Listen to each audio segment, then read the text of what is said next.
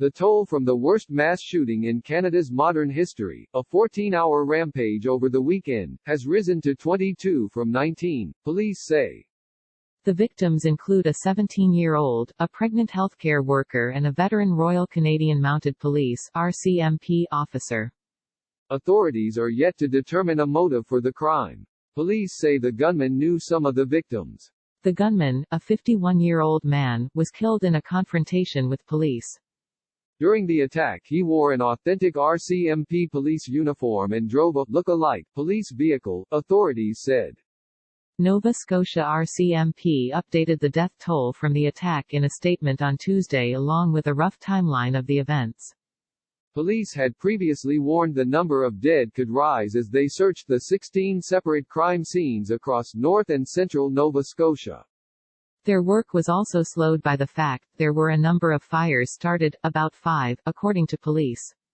They had to search through the debris of those badly burnt-out homes for remains. The full investigation is likely to take months.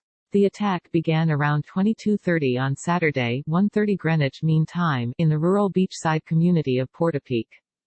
Police received multiple calls to the emergency services reporting gunshots, and responders found several casualties inside and outside of a home, but no suspect.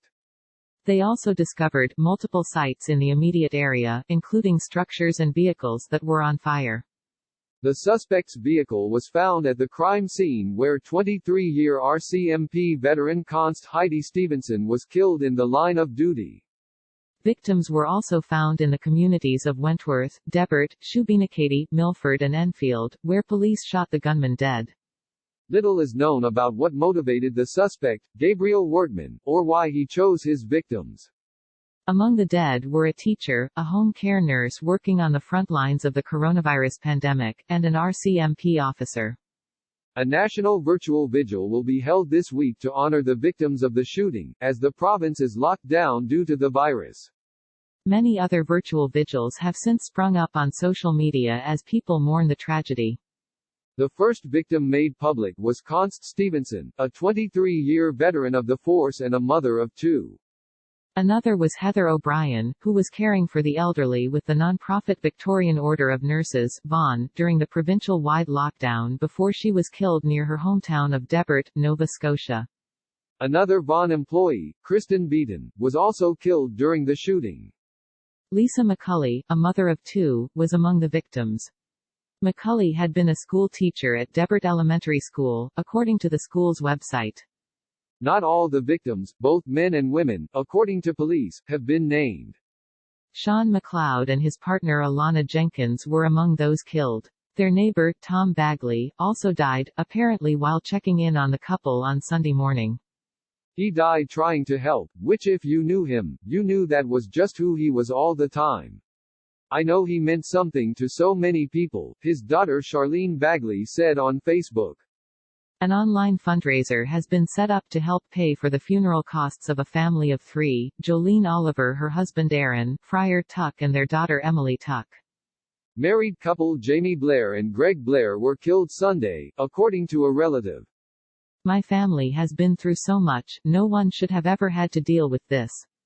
I love you both so much, and sending all my love to my family and every other families who lost someone today, said Jessica McBurney on Facebook. One police officer, Const Chad Morrison, was injured during the rampage but is recovering.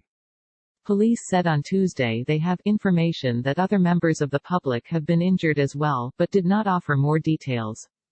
Police say the investigation is detailed and complex. The investigative team is focused on learning more about this very tragic situation, including accurate victim information and whether others may have aided the suspect, the RCMP said in its statement on Tuesday. Police say the hunt for the gunman was hampered by the fact he was driving a vehicle that looked like a police cruiser and was wearing a police uniform.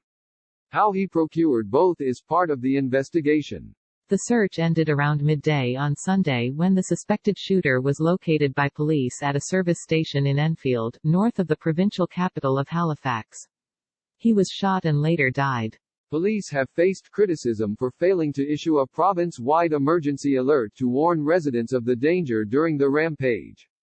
Alerts were issued by the police on Twitter and Facebook during the incident, asking people to stay inside and lock their doors.